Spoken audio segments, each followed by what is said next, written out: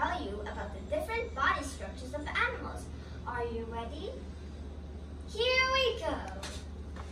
There are 6 big groups of animals. I'm going to start with the mammals. A mammal is a warm-blooded animal that breathes air with their lungs, has a backbone, and grows hair or fur at some point during its life. Mammals are viviparous animals, meaning they are born from their mother's womb. In addition, all female mammals have glands that produce milk to feed their young. Mammal babies are born alive. Mammals are among the most intelligent of all living creatures. They include a wide variety of animals, from cats to humans to whales. Yes, you heard it right. Whale is not a fish, but a mammal. Mammals can live in land, some in the water, and some can even fly. This is one example of a mammal. This is a chimpanzee. Chimpanzees have black hair, not fur. Sometimes they have white whiskers on their chin. Like humans, chimps have flat faces. Their forward-facing eyes and small noses mean they rely more on their sense of sight than their sense of smell. They have bare skin on their palms, hands, and soles of their feet. They have longer arms than legs, which is why they walk on their soles of their feet and the knuckles of their hands. Did you know that the DNA of chimps and humans is 98.5% the same? That's how closely we are related. As a result, we share many similar features, such as expressive faces, big toes, and hands that can grasp. We also show similar behaviors. Like us, chimps laugh when playing, hug to show affection, and are able to walk upright. The second group of animals that I will show you are the amphibians. An amphibian is a cold-blooded vertebrate animal that lives part of its life in water and part of its life on land. An example of this is a frog. Amphibians are oviparous animals, meaning they hatch from eggs. Young amphibians live in water and breathe with gills. As the larva grows into its adult form, the animal's lungs develop the ability to breathe air, and the animal can live on land. It often has smooth, wet skin. Its skin helps it live both in the water and on land. They are cold-blooded animals, which means their body temperature varies depending on the air temperature. Did you know that the amphibians are the only vertebrates that are born with a tail and live in the water? When they get bigger, they grow 4 legs and live on land. This change is known as metamorphosis. The third group of animals that I will show you are the reptiles. Reptiles are oviparous animals, meaning they are born from eggs. They are cold-blooded, which means their body temperature varies depending on the air temperature. Just like the amphibians, they breathe through their lungs and they have backbones too. Their bodies are covered in hard scales or plates.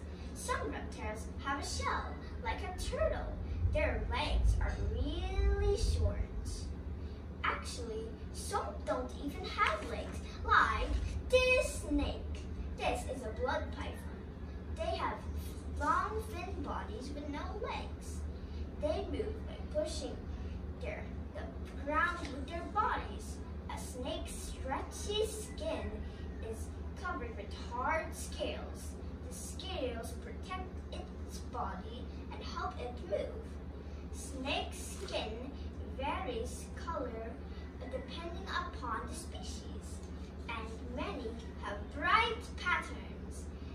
These colors and patterns often help snakes blend in with their surroundings, so they remain hidden from their predators or their prey. The tail of the snake begins where its body's ribs end. Tree-dwelling snakes use their tail to grip branches. Some aquatic snakes have side-flattened, fin-like tails that is used in swimming. Snakes do not have eyelids. Instead, their eyes are protected by a transparent scale that covers the entire surface of the eye. For this reason, snakes never blink. Did you know that reptiles live longer than any other animals? Some like turtle, can live up to 100 years. Can you imagine that? The fourth group of animals that I will show you are the fish. Fish are aquatic animals that can live in fresh water or salt water. They are viperous animals. We mean they're born from eggs. They have fins to move around the water and have a tail at the end of their bodies, helping them to swim easily. As you can see, their bodies are covered with scales. Because they are aquatic animals, they breathe through their gills. They are cold-blooded animals, which means their body temperature varies depending on the water, and they have a similar skeleton than other vertebrates. Did you know that there are fish like salmon that travel all the way from areas of salt water to areas of fresh water? They hatch in fresh water.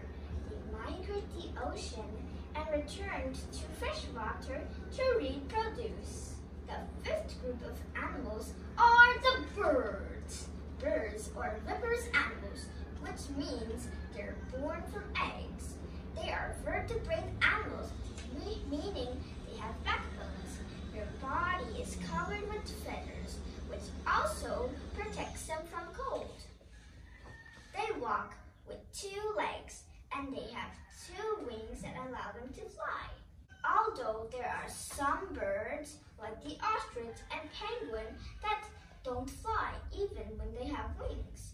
A bird's tail acts like a rudder in the air, catching the wind to help the bird control its speed and direction.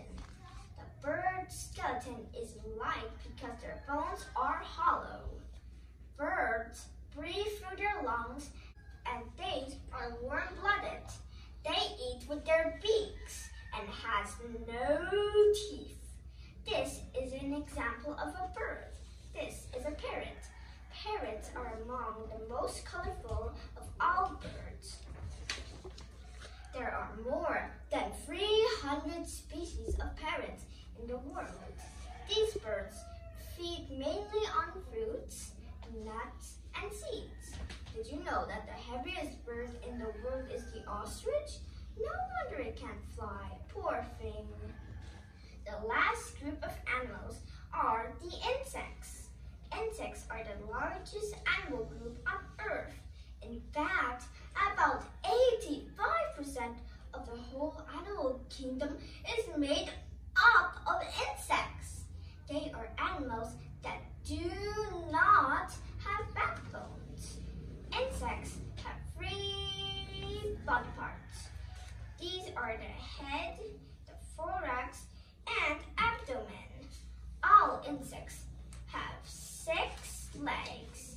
Many insects also have 2 or 4 wings. However, not all insects fly.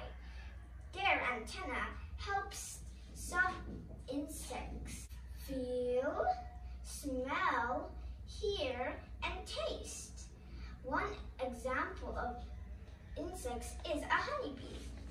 Honeybees are super important pollinators for flowers, fruits, and vegetables. This means that they help other plants grow. Bees transfer pollen between the male and the female parts, allowing plants to grow seeds and fruits. Honeybees live in hives or colonies. The members of the hive are divided into 3 types: the queen, workers, and drones. What are these buzzing bugs most famous for? Delicious honey!